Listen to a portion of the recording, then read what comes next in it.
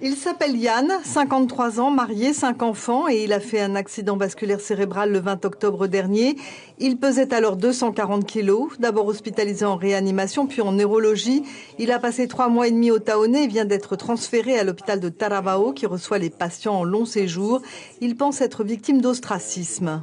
Le personnel, certains membres du personnel s'étaient plaints auprès du médecin qui s'est occupé de moi, tant et gaucher.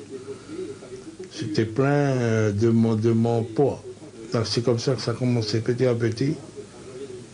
J'avais plus l'impression qu'ils voulaient se débarrasser de moi, quoi. On n'est pas trop s'en occuper. Il a perdu 70 kilos depuis son AVC, pas assez cependant pour être accueilli au centre Tetiare. Ce qui le mine, c'est d'être à Taravao. Non, je suis bien pris en charge ici à Taravao. Il n'y a rien à voir le personnel ici à Taravao par rapport à Taonais. Voilà, sur l'ensemble, je n'ai pas vu un ici se plaindre par rapport à ceux de Taonais. C'est juste l'éloignement.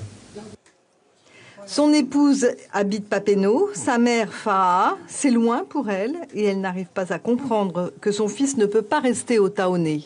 Ici à Tahiti, quand on dit transitoire, ça peut être à long terme. Qu'est-ce que vous désirez, vous? Bon, je désirerais qu'il rentre à l'hôpital de Taonais où il y a tout ce qu'il faut pour le soigner. Je crois que cette fois-ci, s'il va faire un AVC, je vais le perdre pour de bon. L'affaire est remontée jusqu'au ministère, mais le ministre rappelle qu'il y a des règles à respecter pour tout le monde. Ça n'est plus possible de le garder à Taonais. Voilà, donc il est orienté, il n'est pas délaissé dans la mesure où on poursuit les soins, il est orienté d'une certaine façon vers notre centre, qui se situe à Taravao, certes, mais il n'y en a pas ailleurs. Ce qui, je crois, le gêne le plus, c'est l'éloignement familial, bien sûr, mais enfin, malgré tout, il n'est pas exilé, voilà.